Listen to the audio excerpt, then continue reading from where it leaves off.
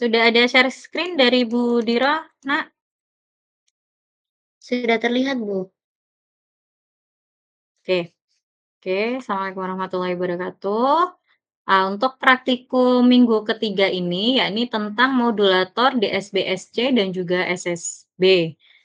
Untuk, minggu ketiga ini kan harusnya DSB-SC dan juga SSB. Namun, karena kalian secara teori dapatnya baru sampai DSB-SC, maka nanti yang percobaan SSB-nya tidak perlu dikerjakan dulu ya, itu untuk minggu depan. Jadi minggu ini khusus yang DSB-SC dulu.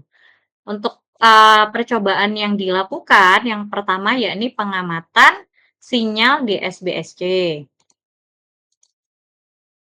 Untuk DSB-SC, hasil percobaan yang ditampilkan pada osiloskop adalah seperti ini. Kemudian, jangan lupa untuk mencatat settingan dari osiloskopnya. Kemudian kalian rubah parameter untuk sinyal informasinya, untuk amplitudo dari 5 volt, 10 volt, dan juga 5 milivolt, 10 milivolt, dan juga 20 milivolt. Nah, dari hasil percobaan dengan voltage info, sinyal informasinya dari 5 milivolt, 10 milivolt, dan 20 milivolt. Nah, kalau kalian bisa lihat di sini, silakan di-screenshot untuk hasilnya.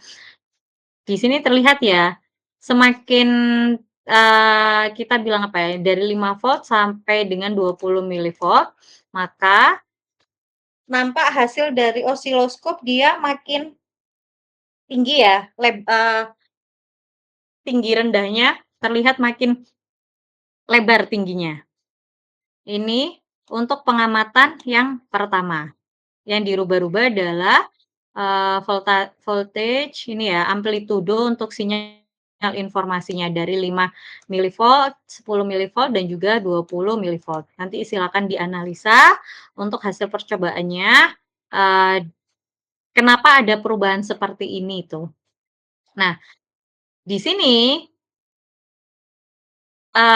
kalau dilihat di tampilan osiloskop kan ada perbedaan ya, bahwa semakin tinggi amplitudo sinyal informasi, maka semakin besar nilai peak to peak-nya. Kalau kita lihat di sini, nilai peak to peak itu kan kalau dalam satu sinyal informasi kan ada satu gunung sama satu lembah ya. Kalau kita lihat peak to peak kan berarti dari atas sampai bawah ini kan dalam satu kali, periode ya. Nah, kalau kita lihat di sini, ketika menggunakan 5 milivolt sampai dengan 20 milivolt, peak to peak-nya ini berbeda. Maka terlihat semakin tinggi amplitudo sinyal informasi, maka semakin besar nilai peak to peak dari sinyal termodulasi DSB-SC. Hal ini berarti semakin besar daya yang dikirimkan oleh modulator DSB-SC. Itu untuk pengamatan yang pertama. Pengamatan yang pertama tadi tentang sinyal DSB-SC itu sendiri. Untuk pengamatan yang kedua, yakni pengamatan pada spektrum sinyal DSB-SC. Kalau tadi kita lihat di osiloskop, sekarang kita lihatnya di spektrum. Nah, hasil di spektrum nanti terlihatnya seperti ini. Kalian nanti akan melihat adanya frekuensi kariernya, silakan dicari frekuensi kariernya berapa, USB-nya atau upper sideband-nya berapa, dan LSB lower sideband-nya berapa. Kalau dari contoh ini, kita menggunakan settingan ini ya, frekuensi sinyal informasinya 1 MHz, voltage sebesar 10 volt dengan cara double klik pada pembangkit sinyal informasi V2-nya, terus kemudian diatur. Nah, ini untuk hasil yang pertama. Tugas kalian di sini silakan merubah parameter amplitudo sinyal informasi antara 2 volt sampai dengan 20 volt sebanyak 10 kali. Bu, saya kenaikan berapa? Silakan ditentukan sendiri untuk kenaikannya.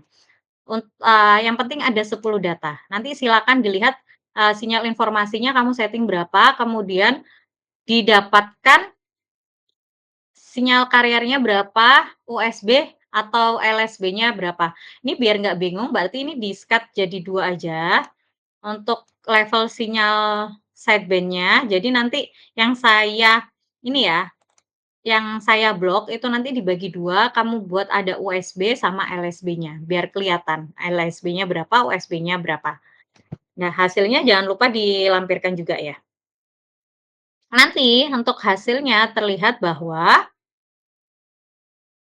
semakin besar amplitudo dari sinyal informasi, maka semakin rendah level frekuensi kariernya. Dengan kata lain, terjadi suppressed atau penekanan daya dari sinyal karier sehingga efisiensi daya transmitnya semakin tinggi. Nanti dilihat. Ini akan berbanding terbalik ketika sinyal informasinya semakin tinggi, level sinyal kariernya nanti akan semakin rendah. Kalian cek nanti untuk, USB sama LSB-nya. Oke, untuk minggu ini silakan pengamatan A dan B saja. Untuk C dan seterusnya itu untuk C dan D tidak perlu dulu, karena kalian belum mendapatkan teori tentang SSB. Karena kalian hanya sampai GSB SC saja. Oke, cukup ya. Jadi silakan, melakukan pengamatan sinyal DSB-SC dan juga sinyal pengamatan spektrum. Jadi yang pertama sama-sama mengamati sinyal DSB-SC, yang pertama pada osiloskop dan yang kedua pada spektrum. Nanti untuk yang di spektrum silakan dicari sinyal kariernya berapa, frekuensi kariernya berapa, USB-nya berapa, LSB-nya berapa. Oke, seperti itu. Dari sini, ada yang ditanyakan?